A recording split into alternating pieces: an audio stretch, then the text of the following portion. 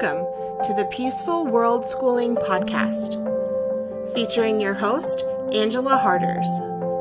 We're committed to cultivating a peaceful world beginning right in our own hearts and homes.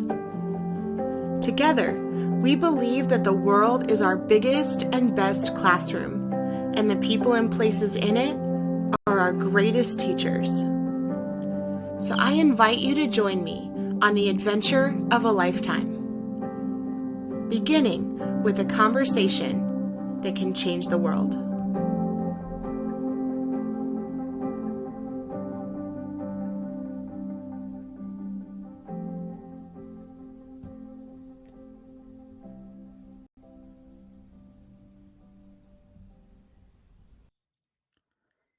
Today's episode of the Peaceful Worldschooling podcast is brought to you by the book Tales of a Toxic Teacher: Exposing the Cycles of Abuse Within Our Schools, written by Angela Harders. In this book, Angela shares some of the shocking experiences that happen behind the closed doors of a public school classroom and exposes some of the many abuses that take place in school intentionally and unintentionally, and no one escapes unscathed. Tales of a Toxic Teacher is available for purchase on Amazon.com. The ebook and audiobook versions are also available for free to members of the Peaceful Worldschooling community. If you are interested in becoming a member, just check out the membership link in the description below. Thank you so very much for supporting Angela and for helping to make the Peaceful Worldschooling podcast freely available to all. Hello, and welcome to the Peaceful Worldschooling podcast, where we are committed to cultivating a peaceful world beginning right in our own hearts and homes. My name is Angela Harders, and I'm a special education teacher, the author of Gospel-Based Parenting and the Crunchy Kids series, and a proud worldschooling mother to two amazing children, Sophia, who's 7, and Benjamin, who's 3. Today on the Peaceful Worldschooling podcast, I am so excited to share with you the guest that we have today. Her name is Iris Chen. She is an amazing woman, an amazing mother, and I'm so excited that you are going to be joining us today as we have a conversation that can change the world. So to get us started, Iris, can you share a little bit about you, your family, and your story? Sure. Thank you for having me. I wrote a book called Untigering, Peaceful Parenting for the Deconstructing Tiger Parent. And I actually started it as a blog about four or 5 years ago, just documenting my own journey of shifting away from authoritarian parenting to embrace peaceful parenting. And, maybe many of your listeners are more naturally peaceful parents, but I did not grow up that way, and I did not start out that way as a parent. I started out very much as a tiger parent, a very strict authoritarian parent. And so, it was really about my journey of seeing all the harm that I was doing to my kids and all the unhealed wounds that I had myself, and coming to a place of greater healing so that I could parent my children differently. So my kids now are 11 and 13. So we're in the teen tween age. And I'm just so thankful that I discovered peaceful parenting and embraced it early enough so that, I could heal some of the relationship with my kids and have a great relationship with them now. Wow, that's beautiful. And I know you said you kind of didn't come from a gentle parenting background. I didn't either. And actually, I think most of the people that I speak with that are gentle parents, most of them actually haven't, especially in the United States. It's just not really a common thing here. I guess most of us have experienced some level of authoritarian parenting or spanking or things like that in our history. And so I'm wondering, how did you find your way into gentle parenting since this wasn't the way that you were raised? How did you stumble into the world of gentle parenting? I think I was sort of forced into it. It wasn't like I grew up thinking like, oh, I'm never going to do this to my kids. I grew up thinking like, I didn't really appreciate it. I did not like getting spanked and I resented it, but it was effective, and I can see how valuable it was. And so I continued those patterns in my parenting with my kids. And I didn't really question it until I saw that it wasn't working.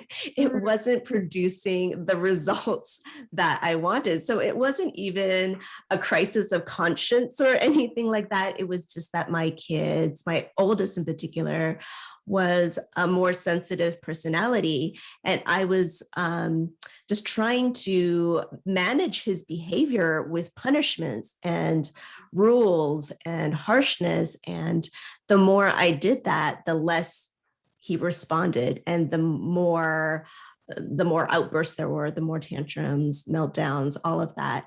And so I was really getting to a place where I was desperate for something different, because the path that I was on was leading to destruction. I felt I was not enjoying parenting. I was not enjoying him. I was constantly frustrated. And yeah, so it was at like a parenting workshop, actually, where I was sort of exposed to neurobiology and brain development, and just understanding that when we just approach our children with this harsh, punitive, angry demeanor, that their brains and their bodies get activated, and they actually are unable to calm down and unable to reason, unable to, yeah, to just do the things that we want them to do, think rationally and all those things.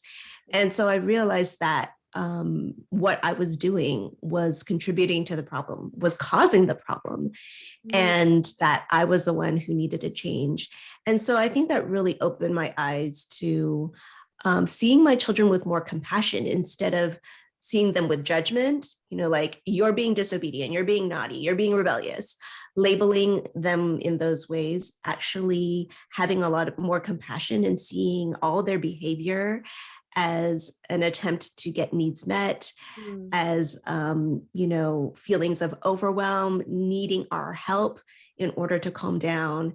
And once my mindset started to shift, and my paradigm started to shift, I just had a lot more empathy and compassion Mm.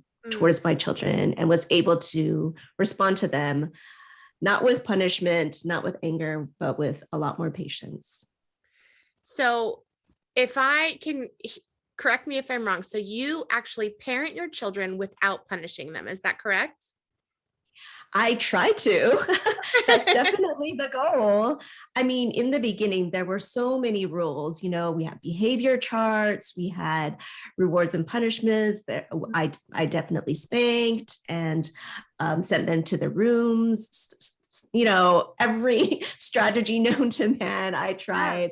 But yeah, I think definitely now realizing that that doesn't actually help our children to understand the mistakes that they've made. It causes resentment and disconnection between parent and child.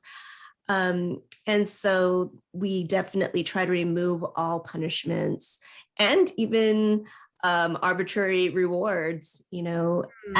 as tools to manipulate behavior, Wow. because we realize it's not about managing behavior anymore. It's really about a heart connection.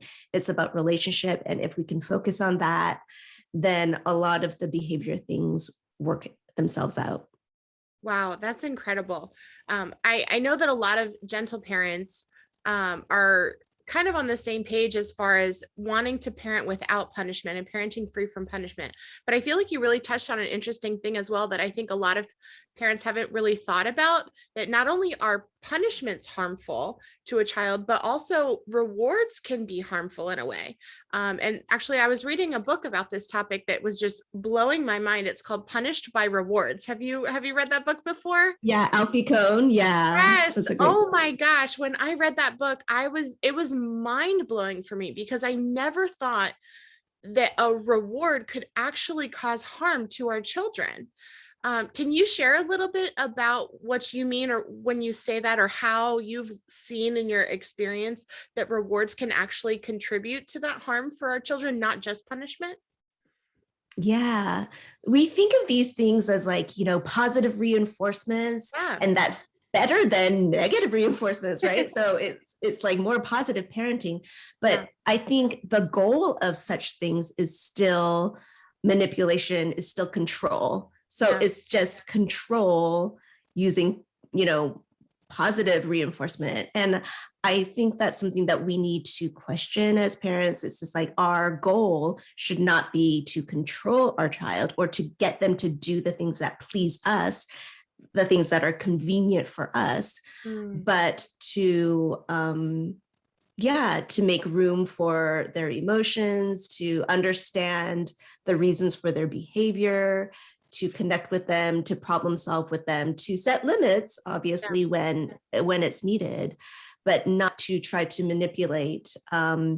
Because what happens is when we place this carrot on a stick, I think that's how they describe it in the Alfie Kohn book too, is like the focus doesn't become, the focus is on the reward rather than on the good behavior. And Right. so we condition our kids to need a certain type of external reward, Mhm. external motivation in order to do good things. Whereas what we really want to do is to help nurture and cultivate their intrinsic motivation and Right. their character from the inside, where even if there are no outside motivators, outside rewards, they in their heart and their spirit know what is right, know what's the right thing to do, and are motivated to do it. And Yeah. so that takes longer. We might not see the results as quickly because they aren't getting that marshmallow or that candy, or, but in the long run, it really empowers people to do what is true and sincere and genuine from Mhm. the heart, and not just doing it to please the parent for the reward, how they are perceived by other people. Yeah. And that idea of extrinsic versus intrinsic motivation is so important. And that was actually one of the things that really sparked my interest in gentle parenting and learning how to parent without punishment or rewards, for that very same reason. Because you're right, when we have a reward as a positive reinforcement, as you mentioned, it becomes about the reward, not about the behavior that we're doing to get the reward, and so I really, it's so, I mean, it's a huge mindset shift to be able to think about, I want my child to be kind, not because they're going to get a sticker or a lollipop for sharing or whatever reward I can give to them. And I also don't want them to be kind because they're afraid that I'm going to hit them if they don't, or that I'm going to, you know, hurt them in some way emotionally, yell at them if they don't. It's like, I want my child to be kind because they intrinsically want to be kind. They see the value for themselves in treating others with kindness and respect, and the same kindness and respect that I'm showing to them. It really is a big Yes. mindset shift. And Yeah. And I think there are natural, quote unquote, punishments and rewards for those types of behaviors. We mhm, don't have to impose those on them because there are natural consequences to yeah, choosing being mean or to choosing being kind. And so we don't have to manufacture those consequences. We can allow our children to experience and see that for themselves, and mhm, to know, like, oh, when I'm willing to share, that makes the other person really happy and that makes me feel good. yeah, And oh, maybe I will want to do that again, so that it becomes a positive experience instead of um, oftentimes if we force our child to share through punishment or through threats, or it's like, okay, you're done 5 minutes with that toy, it's time to share, then sharing becomes associated with negative emotions, mm, right? It's just like, oh, I didn't get enough of a turn, or that toy was taken away from me. And mm, so sharing doesn't feel positive, it doesn't feel joyful. yeah, Is not something that they are drawn to.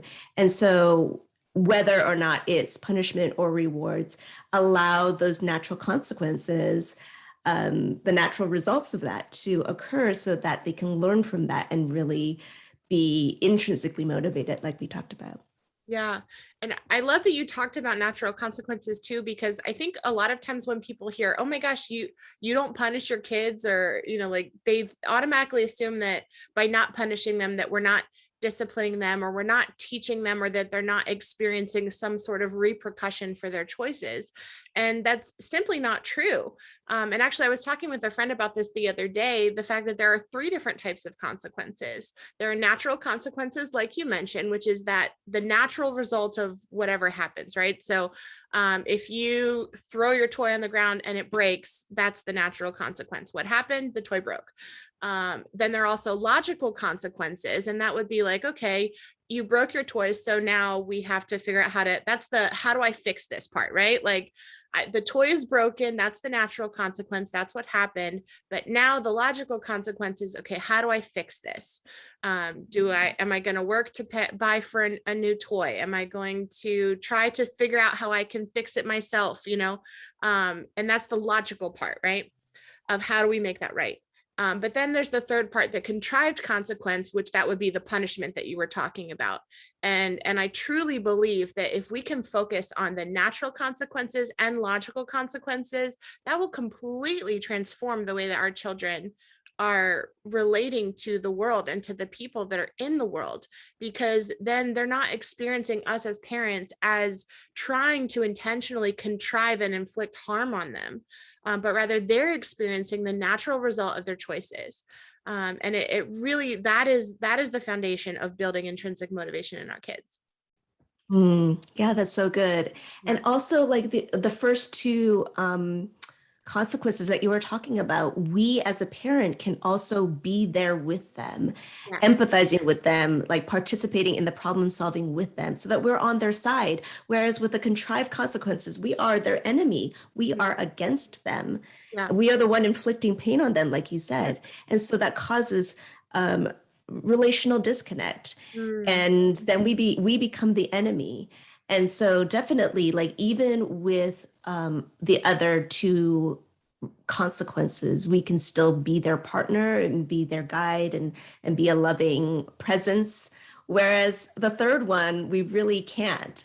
Or if we say we're doing this because we love you, that's a very twisted, manipulative way of telling them what love looks like. And Yeah. so, yeah, I love how you broke that down.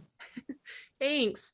And I know that your children, weren't raised with that at the very beginning. I'm wondering what that transition was like for them. I mean, I know for you as a mom, it's a shift for us as parents to go from this authoritarian, kind of controlling, threatening sort of way to approach parenting, to now kind of really flipping the script on them and saying, okay, instead of interacting with you in these kinds of ways, instead of spanking you, instead of punishing you, instead of rewarding you, instead of doing all of these other things, now I'm going to switch and do this, completely new way of interacting and relating to you as a human being. How did your children handle that transition from authoritarian tiger parenting to the untigering parent that you are now?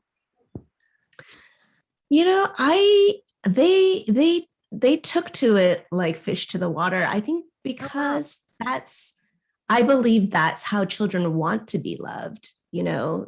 So when they start experiencing it, they just gobble it up. They're like, "Oh, this is great," you know. But I think for me, I really tried to be honest with my kids about my process. Mm, So it wasn't suddenly that is like, whoa, what's happening? mm, Mom is doing this thing. Like we actually communicated to them mm. like the changes that we were going to make Wow. because the shift was really with me in my mindset first. Mhm. So there was a point in time when we sat both of our kids down and said, we're not going to spank anymore. These are the things that we learned. We're sorry that we did that. We know how harmful it was to you, and we're not going to do that again.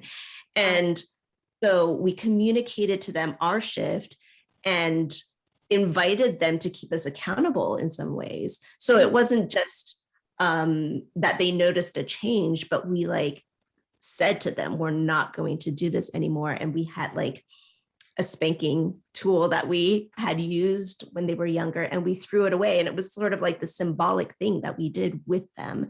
Wow. And so, yeah, I mean, we didn't talk with them through every little change or step that we made, but there was definitely communication and sort of like a line drawn in the sand of Yeah. we're trying something different, we're not perfect and we're going to fail, but this is something new that we're doing. So I think in that way they weren't, caught off guard or confused as Yeah. confused, because we did communicate that with them.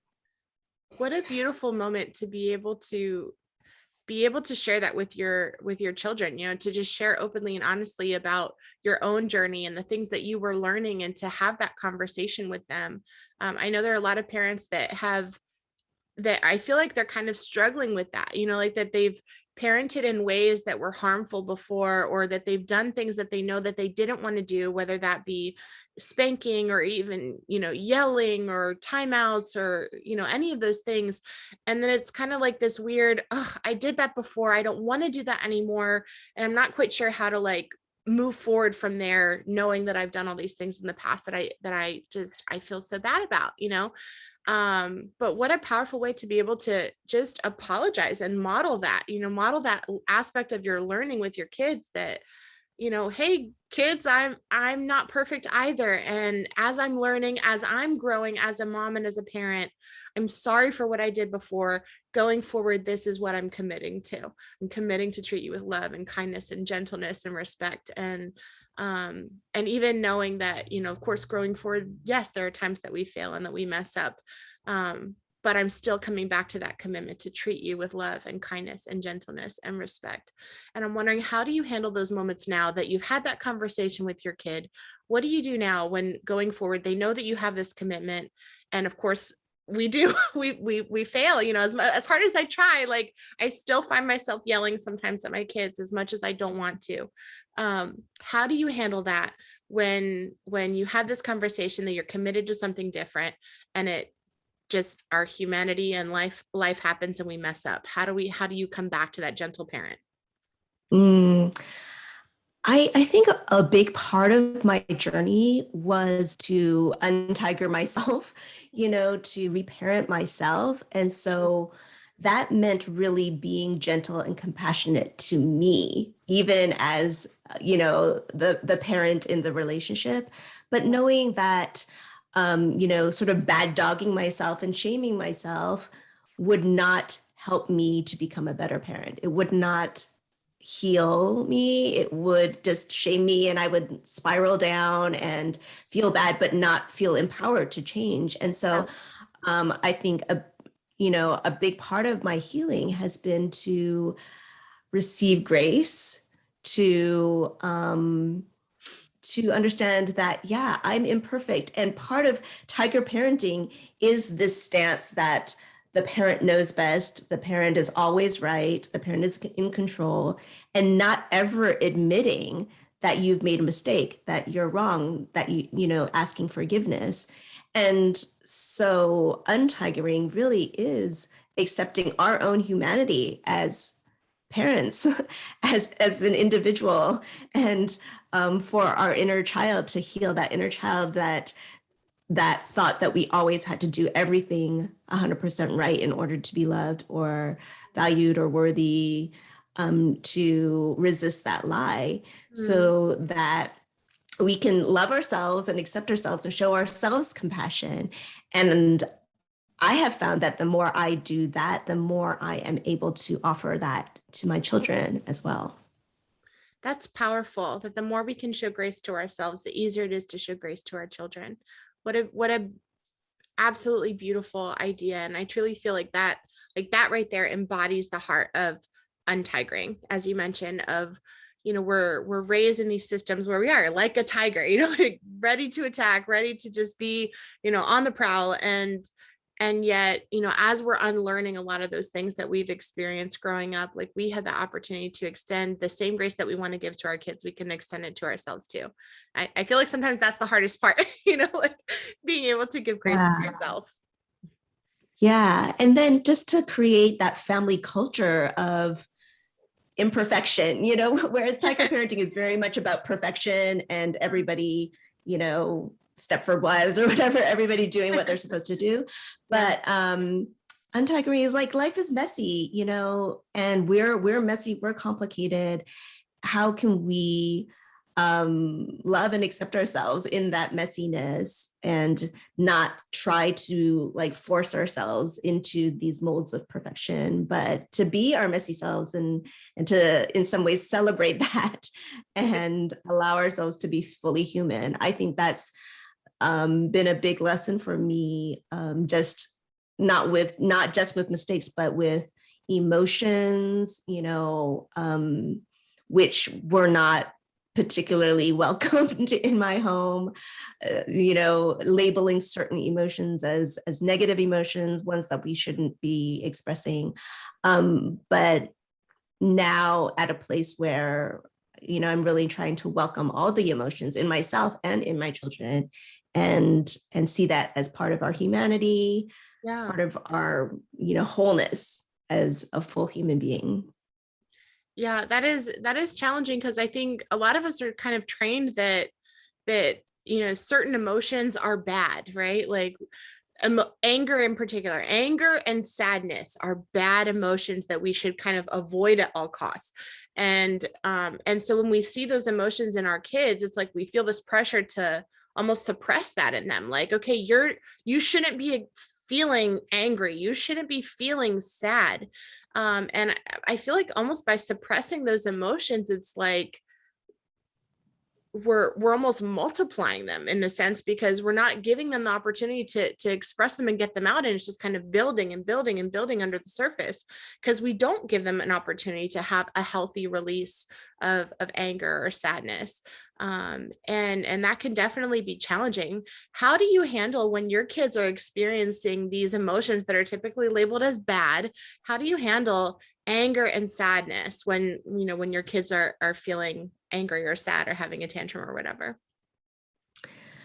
I have to admit that I get really triggered. Uh-huh. I I get like if they are angry, I get angry at them being angry. If they are frustrated, I'm frustrated at them being frustrated. Yeah.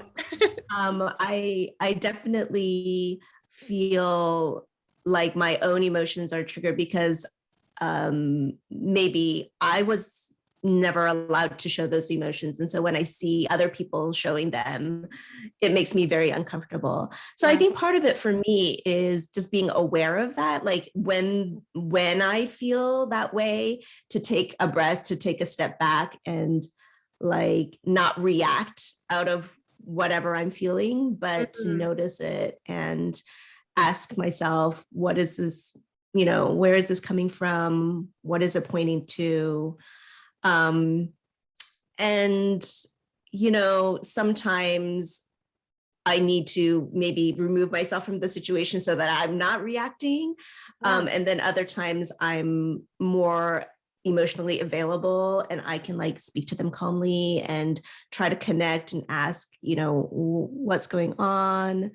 But it's definitely the goal to hold space for whatever they're feeling, Mm. um, and not to that I would try not to shut it down, try not to invalidate and gaslight them, and explain it away. Mm. Um, with uh, I want to fix it. I want to explain why they shouldn't feel sad, or like by the end of our conversation, have everything like tied up nicely in a bow.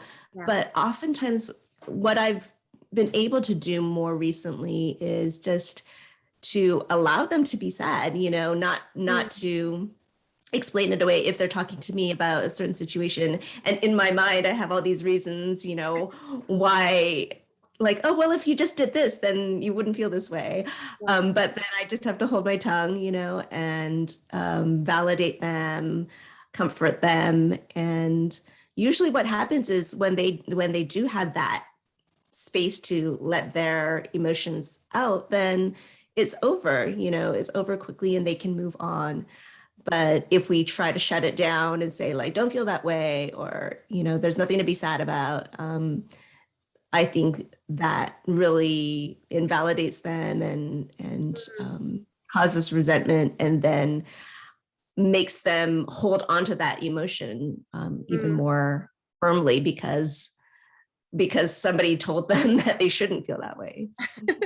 That's so true. I always say resistance breeds persistence. And that is, I find that to be the case in so many different areas of my life. Like the things that I'm resisting, they just seem to persist and persist and persist. But when I can allow myself to fully experience whatever emotion I'm having, it's like I give myself permission to feel it and then it can pass. And I did this thing, one of my really close friends and I, we do this practice with one another that we give ourselves 1 minute. And like 1 full minute. And I will set the timer on my phone and I will be like, okay, I'm going to let myself feel as pissed off or mad as I'm going to be for 1 minute. And she'll do it. She'll go, okay, I'm going to start the timer. Go ahead, be angry as you need to be. You've got 1 minute. Get it all out. And usually, I mean, I can last maybe like 20 seconds. And then I'm like, why am I wasting a whole minute being angry? And but giving myself that permission to let it out, it was such a powerful thing for me, because then I was able to like, I don't want to waste a minute of my time being angry. Like, this is silly. And that was able to kind of give me that space that I needed to feel what I needed to feel, release those emotions, and then to be able to say, okay, I've given myself that space. I'm ready to move forward now, and problem solve or whatever else we do. But even, being able to do that with our kids, like you mentioned, you said holding space. I mean, that's a beautiful way to phrase it. Like just being able to hold that space for them and know that I can add my calm to their chaos, and I will be the space where they can let it all loose and know that they're not going to be met with frustration or anger or whatever. They're going to be met with understanding and compassion and love, and all those things, and they can get it all out. And I'm a safe space for them to do that. That's beautiful the way that you said that. I mean, just brilliant. I feel like so many parent-child relationships would be so different if we could master that one thing of being able to hold space for our kids' emotions, all of them.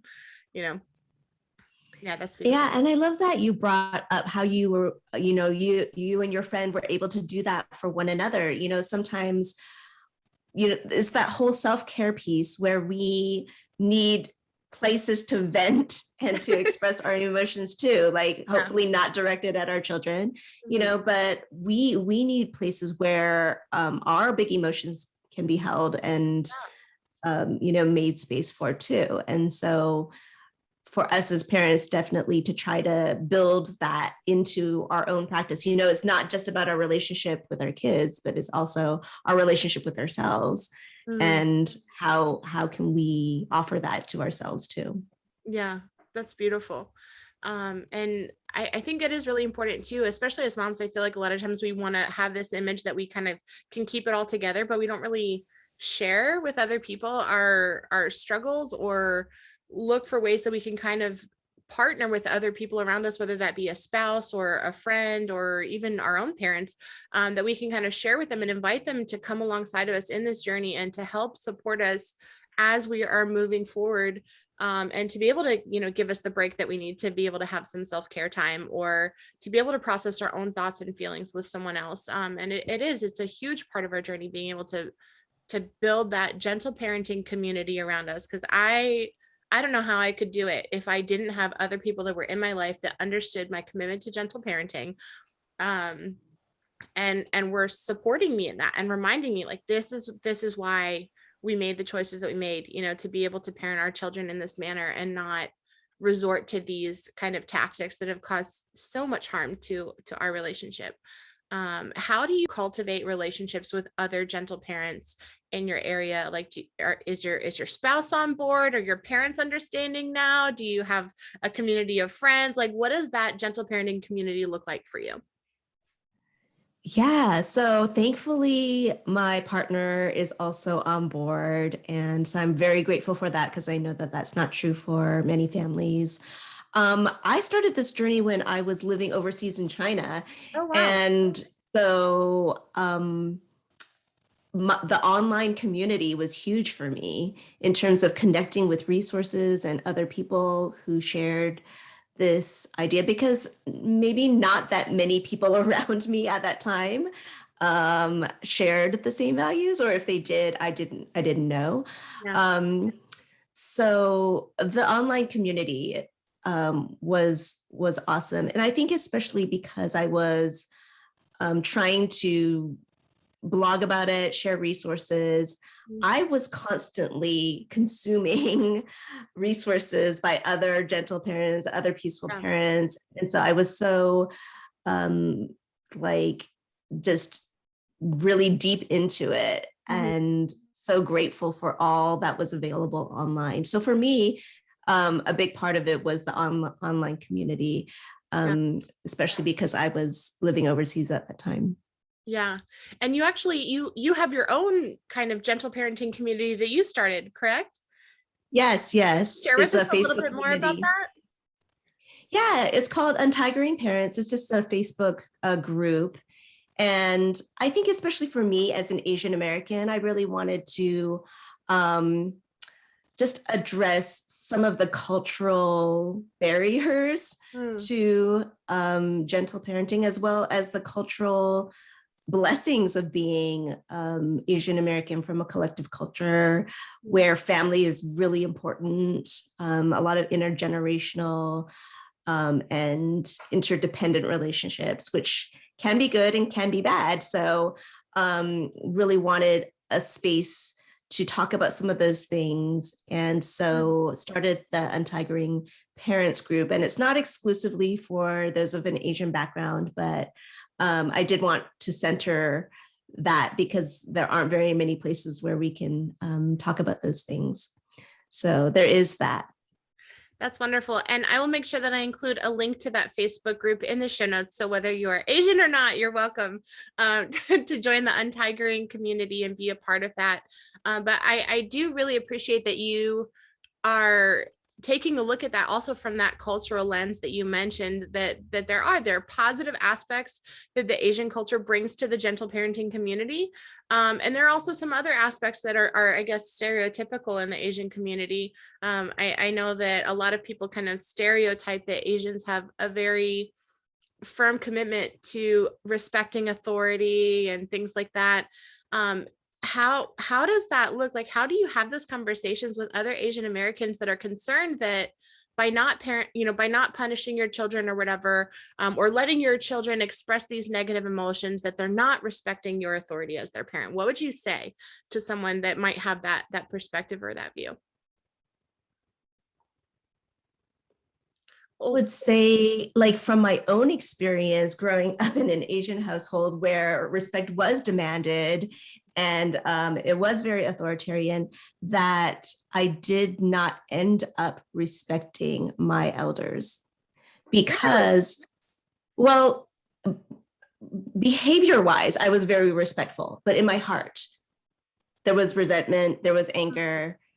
It's just like, okay, I would never talk back to my dad, but did I really respect him Oh, wow. when I saw how he treated me, so I think it's just like, if we want to foster true respect, we have to earn it. Honestly, it cannot just be demanded, because Hmm. I think if we asked, like, my generation of second generation immigrant children, if we grew up in very harsh, punitive, strict households, did we really respect our parents? Hmm. Like, maybe we did what we were supposed to do. We were obedient, good children, but in our hearts, I I know I for one did not grow Hmm. up respecting my parents in my heart. Wow. And so I think that's something, like, if I want my children to truly respect me, I have to have that type of loving connection and relationship with them. Yeah. Um, and it can't be out of fear. Mm, It can't be out of the fear of punishment yeah. that they respect me. Yeah. That's not the type of respect that I want. And so just recognizing that within a lot of our cultures, whether it's Asian culture or otherwise, things that we associate as part of cultural values or our traditions is really rooted in trauma. Mm, That's something that I have been learning. And so, like this very authoritarian need for control, how much of that is rooted in the trauma of like Chinese history and all the, imperialism and mm, classism and all these different ways that people oppressed each other in that culture. And the only way to survive was through these very hierarchical, controlling relationships. And just recognizing that means that I don't have to buy into that just because I'm Chinese, that I can um, just be aware of the trauma that is a part of my history and to heal from that and to redefine and reshape culture for the next generation. mm. Wow, I think that's a really powerful distinction that you made about kind of that outward obedience versus inward obedience, outward respect versus inward respect. And you're absolutely right. I remember someone shared a story about this kid that was sent to timeout, and they were like, go sit in the corner, and he's sitting there in the corner and he's just like, I'm standing on the inside. And it's so true. Like, we might be able to force our kids to sit in the corner and make them sit down, but if they're standing on the inside, I mean, that battle's not won, like that's not winning any battles. And at the end of the day, like, we're on the same team with our kids. It's not this me versus you battle of like, obey me and not obey me. It's like, no, we're on the same side. I am on your side, and we are working together to address whatever problems come our way, but you are not the problem. And you're absolutely right. We are not going to be able to have respect from our children through force and coercion, threats, manipulation, violence, all of those things that will never produce genuine, sincere love and respect for us as parents if we continue to relate to our kids in that way.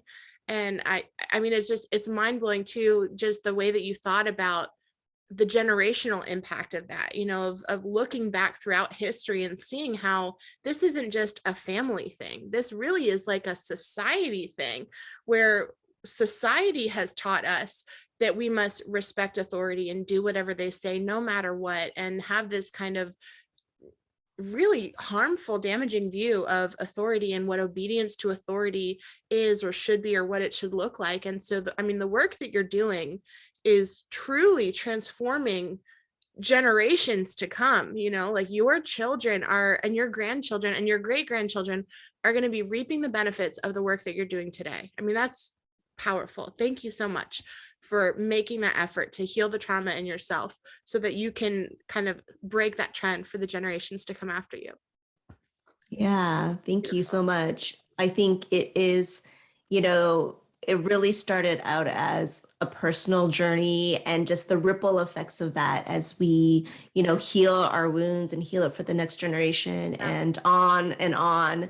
to the generations after us. So I'm like so inspired by you and all the listeners too who are doing this work because it is so powerful and transformational, not just for our families, but for societies and generations to come. Truly. And one of the other things too that I feel like our stories kind of started very similarly. Like, you started your book kind of as a blog of your own journey, like documenting your own journey. And that was how I started too. Like, I was not intending to write a book either. I was just, I stumbled into gentle parenting because I was researching what the Bible says about spanking. And what I was learning about what the Bible says about spanking, I was like, wait a second, the Bible doesn't say that about spanking. And so as I was reading and learning myself, I just started blogging about what I was learning. And then that blog turned into a book, very similar to you. And then over the years, I feel like my gentle parenting journey and those principles of love and kindness and respect, they've been, evolving over the years. And now my daughter's 7, and I've been exploring what does those principles of gentle parenting and peaceful parenting, what does that look like when I approach my child's education now that she's school age, you know? And so that was when I kind of stumbled into unschooling. And I know that you and your family, you guys are also unschoolers as well. Is that correct? Yes, yes, we are. I would love to hear more. Unschooling is like, I feel like that's like so foreign. And I mean, there are so many people who've never heard of unschooling before. It is truly a revolutionary concept. And as a teacher, it is one of my favorite things to talk about. Letting the world know that unschooling is there and it is an option. I prefer to call it peaceful world schooling, hence the name of my podcast, because I think unschooling kind of, that term I feel like puts people off a little bit when they're like, what do you mean unschooling? That just sounds so, I don't know, like what we're not standing for. But I felt like peaceful world schooling really communicates what we are standing for. But can you share with us a little bit more about how your gentle parenting journey informed your decision to pursue unschooling when it comes to your children's education? I would love to hear about how you found your way there. Yeah, I definitely feel that um, being a peaceful parent really laid the groundwork for that decision for us Yeah. to be unschoolers. And um, it's really just, because peaceful parenting is about honoring our children as whole human beings, Mhm. who deserve respect and dignity and who are their own individual people, who have agency and autonomy, and who we are not trying to relate to in a power over paradigm. Mhm. And so where we want to share power with our children and really empower them, Yeah. right? And so I think with unschooling, um, I define unschooling as living, learning, and loving outside the construct of compulsory schooling. So for Beautiful. me, I think just reflecting more on compulsory schooling, it doesn't see our children as whole people. It doesn't respect their autonomy. They have no, their consent is ignored, their individuality, their own goals. Like it's a very oppressive environment for children, I feel. Yeah. And at that time, when we decided to unschool, we were living in China at the time. And honestly, it was like we were running out of options as foreigners living in China. We couldn't send them to the local school, and we didn't want to send them to the international school. And so I was considering homeschooling, but how could I homeschool in a way that wasn't power over, Yeah. wasn't me giving them a bunch of curriculum, a bunch of worksheets telling them you have to complete this. We're going to do an hour of this and then an hour of that. And Yeah. where it was very top down and controlling. And I knew because I am a recovering tiger parent that I would default to being very controlling. Yeah. So went on the internet and discovered unschooling, heard about it from other unschoolers and gentle parents, and really just resonated with it, trusting our children to be natural learners, that Mm. they are intrinsically motivated, that they are curious. And what happens is the schooling environment often conditions that out of our children because they are forced to learn and do things that they don't want to learn. So they lose that passion, that joy of learning. Um, so yeah, I think that's what brought me to unschooling, and that was about 4 years ago. And we've been unschooling ever since. Wow, that's awesome. When you first started unschooling, did you have any like concerns or fears or worries? I mean, I know for me personally, I'm a public school teacher or was a public school teacher. So as a teacher, I was really terrified that my daughter would never learn how to read, that she would never know how to do math. I was really, really worried about those things. And of course, I can, share more about how those are not really concerns for me anymore. But at the beginning, I was really worried about those things. And I'm wondering if you had any fears or concerns when you started unschooling.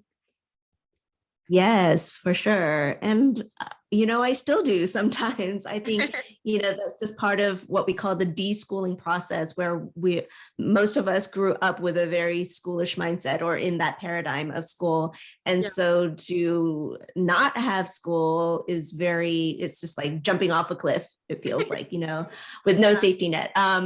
So there are definitely fears and anxieties. But I think for me, it all came back to just my why and the principles of unschooling. And I think when I just came back to that, I was just reminded, why are we doing this? Um, and honestly, when we first started, I just treated it like an experiment. Like I was going to give it a year.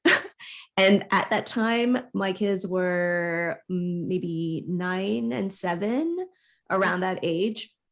And so it still felt not super risky. Mhm. Like if they spent a year um, playing, they wouldn't miss that much. Yeah. um, so not, it doesn't have to be um, jumping in the deep end or a lifetime commitment, if people aren't ready for that. It's just like taking the next step that feels right for you, Yeah. and then seeing where that takes you. That's beautiful. I definitely had a similar experience too when I first started. My daughter was 5, and so it was kindergarten, and I remember thinking, okay, how bad can I mess her up? It's just kindergarten, right? Like they're learning the letters and colors and shapes. Like she'll be okay. And so I did the same thing. I was like, I'm going to try it for a year, and if I totally hate it, the beautiful thing is I can always change. Like we're not stuck in any one way. So if you're interested or you're curious about unschooling and you're thinking that this sounds interesting, I'm not sure how that works, I don't know if I will like it or hate it, um give it a try. Just like Iris said, giving yourself 1 year to give it a try, see it, like really just go all in. And I encourage you to just make that jump and give yourself permission to pursue educational freedom with your children and focus on applying those gentle parenting principles to your child's education and see what happens. I think that you will find that you will be pleasantly surprised. We're 2 years into this journey now, and I can tell you, choosing to unschool with my kids has been the best decision I think that we have ever made, not just for them, but for me as well, and for our family as a collective whole. It's been an amazing journey. And I'm wondering, are you happy with your unschooling journey, or are there things that you wish that you could have or would have done differently? Schooling is just so personal, and so I tried not to look at it with any regret, because I think I had to go through different seasons or whatever in order to get to where I am. But I'm definitely, like, the more I practice it, the more I'm so grateful for it, and am excited to share with other people about it. So we're in a season now where my kids go part-time to a self-directed learning center. Awesome. So yeah, they just wanted more social interaction, more group learning environment. And so we found that for them. But it's still very self-directed Yeah. and consent-based. So yeah, that's been a new season that we're in, but we're really enjoying that as well. That's awesome. My daughter also goes to a self-directed learning center that's close by us too, and that's only open 3 days a week. And so I started my own self-directed learning center that we operate full-time 5 days a week for single parents that are like me, that need to work but want their kids to be able to homeschool or unschool, and they just can't be there for them during the day. So that's really awesome that your kids had that opportunity. And if you feel comfortable sharing, I would love to share, the name of that facility, so that if there's someone else that's in your area. I'm sorry, where are you existing in the world today? Los Angeles area. Los Angeles. Yeah. Oh, okay, awesome. Well, great. So if any of my listeners are in the LA area, I'll ask Iris if she's comfortable sharing her self-directed learning center with us. So you can go and check that out. And I'm wondering, what does a self-directed learning center look like for your kids? What is that like? Really different depending on who is leading it. This one is called Alcove Learning Center, ALCOVE, and they're with the Liberated Learners Network. So they have like different offerings that they make available throughout the day. Um, they poll the students at the beginning of the semester and ask what are the things that you're interested in, and then based on that they go out into the community, or they themselves, the facilitators, will find resources for that. So if the members are interested in graphic design, they will go and find resources for that, or D&D, like Dungeons and Dragons, or music production, or different sci-fi things, so it's really based on what the makeup of the group is and what their interests are. And then it's just offered in a very non-coercive way. So none of the members are required to take the class. They can participate as much or as little as they like. So yeah, there's many aspects of it that are very aligned with unschooling and Yeah, consent-based learning. that's wonderful. And you said members. I'm wondering, is that a private membership association? The term that the kids chose for themselves because they didn't want to be called kids. Oh, So they called themselves members, but it is a paid learning center. So that's yeah. awesome. And I love the fact that they're able to pursue the things that they love right now. And I think that's one of the things that caught my attention the most about unschooling is, as a teacher in the school system, is like, we have these kids go from kindergarten through 12th grade, and now they're 18 years old. And now at 18, we're like, okay, what do you want to do with your life? And they're like, I don't know what I want to do with my life because someone else has told me what to do with my life for the last, 13 years. And so that's really awesome that, your kids are having the opportunity right now at 11 and 13 years old to pursue their passions and pursue their interests. What are they interested in nowadays? What are they up to? They love drawing, so they do a lot of digital art on Procreate. Oh, yeah. They love Minecraft and gaming, which, yeah, so they play a lot with their friends. They do coding there. One of them is into animation, so does Minecraft animations or other things. They got into music production because that was a class that was offered at the Self-Directed Learning Center. Oh, And wow. so he wasn't really into it before, but because that was offered, he took it and got really into it. And so loves mixing music now. Really into MCU. So they read books and watch all the movies. They love Rick Riordan, the Percy Jackson series. They love reading. Um, yeah, so a lot of different things. So I think a lot of it just looks like play, which Yeah. I think can make us uncomfortable because we feel like education should look more like work. But It should be more you know, painful. yeah, it should not be fun. It should be hard work. You shouldn't like to do it.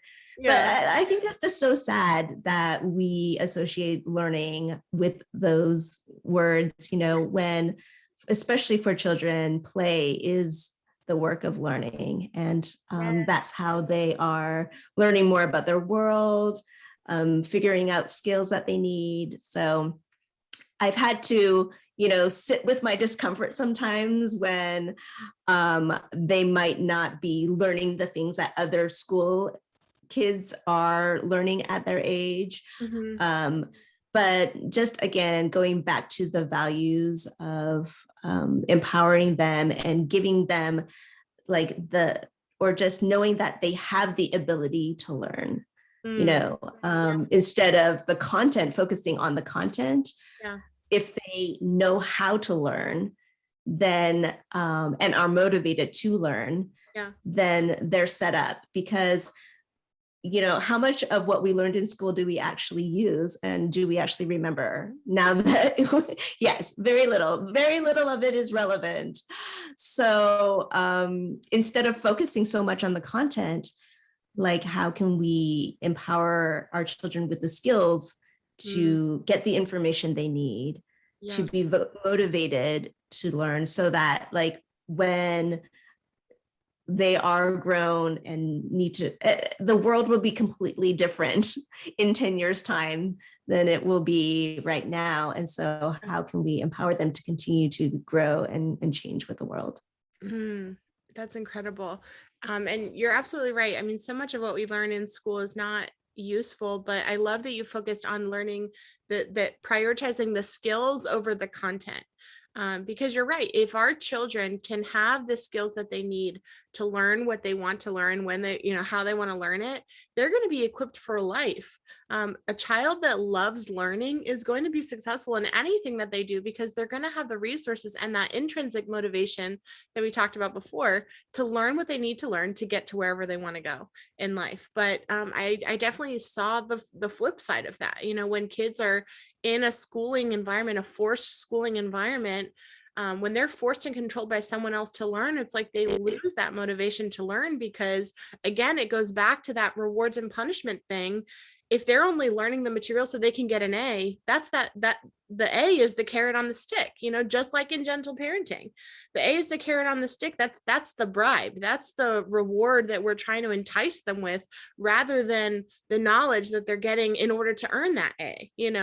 And so seeing those gentle parenting principles, like you mentioned, seeing those in the context of our child's education, we have to start thinking about that. We have to start thinking and really analyzing, why are we doing the things that we're doing as we're relating to our children as their parent, and then also as we're approaching our children's experience of education and learning. And I know, just like with gentle parenting, being in these unschooling groups has been so helpful for me too. I remember I joined a radical unschooling group. I'm sure you're probably familiar with radical unschooling as well.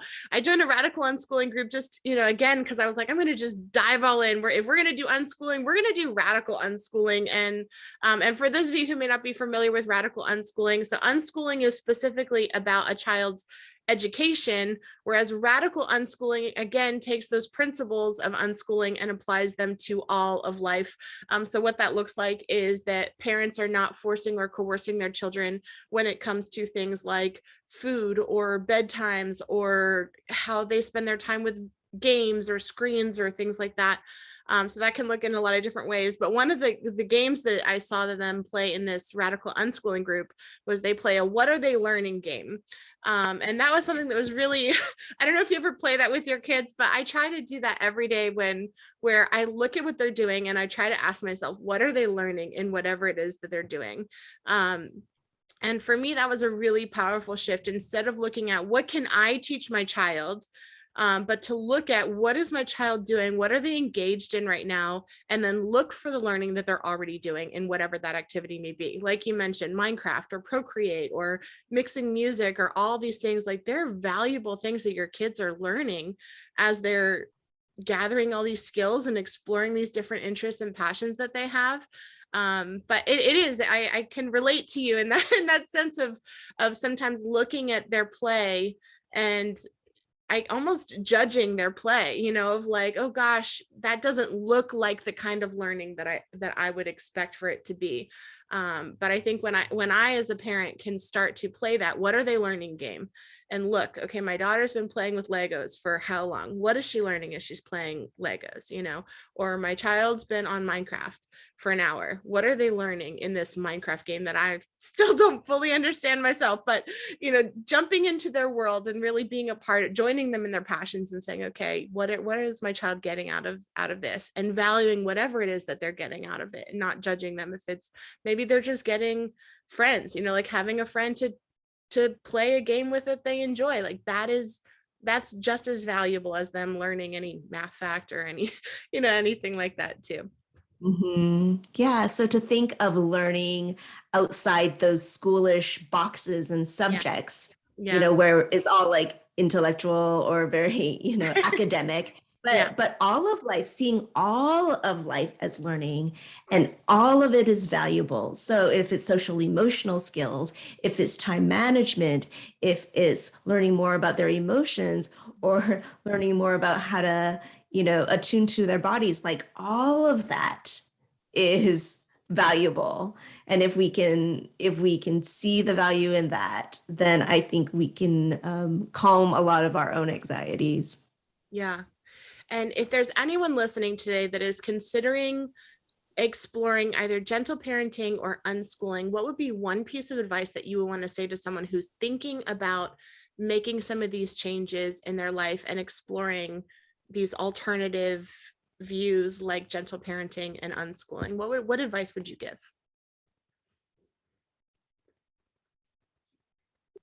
I would ask them to remember what it was like to be a child. So Mm. remember their inner child, and remember what it felt like to be punished, Mm. or to be forced to sit all day listening to a lecture on something you didn't care about, Yeah. or being told you couldn't use the bathroom when you wanted to, or it's just remembering how disempowering um, it was to be a child, and all the things that, at least for me now as an adult, I've had to unlearn and relearn. Mm. Um, and so if we can sort of expose some of the oppressive ways that we normalize treating children, Yeah. um, then we can question them and resist them, and really push back and try to find respectful, more peaceful, empowering ways to treat children. Yeah. That's beautiful. I love that. Thank you so much for sharing a little bit of your family, your heart, your journey with us and with the rest of the world. If someone has been listening and they're like, man, Iris is amazing, I want to get connected with the work that she's doing, how can someone connect with you, Iris? Yeah, so you can find me on my blog, untigering.com. And I'm also on social media on Instagram and Facebook at Untigering. I also have like a group membership where we gather together online twice a month and just connect and talk through issues of parenting and unschooling. So if you want to connect with me more personally, you can go to my group membership that's also on my website.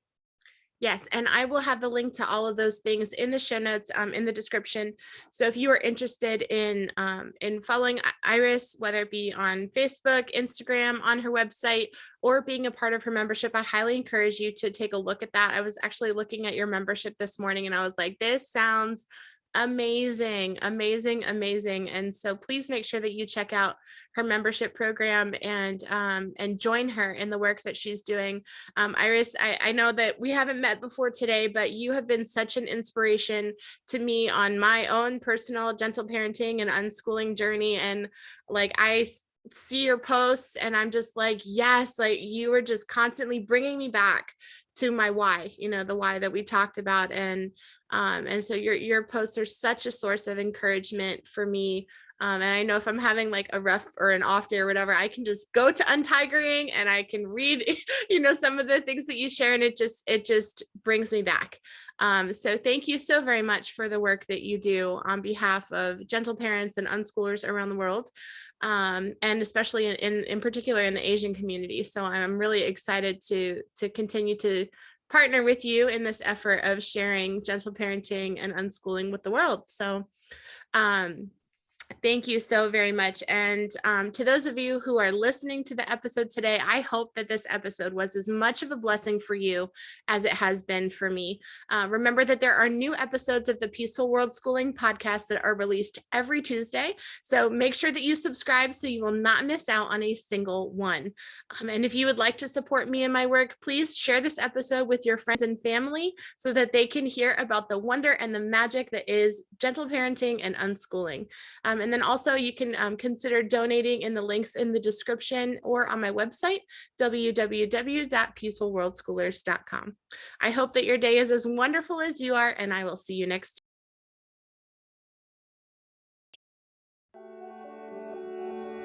Join us next Tuesday on the Peaceful World Schooling podcast. I'm your host, Angela Harders, and if you enjoyed today's episode, click subscribe and be sure to hit the bell so you will not miss out on a single episode.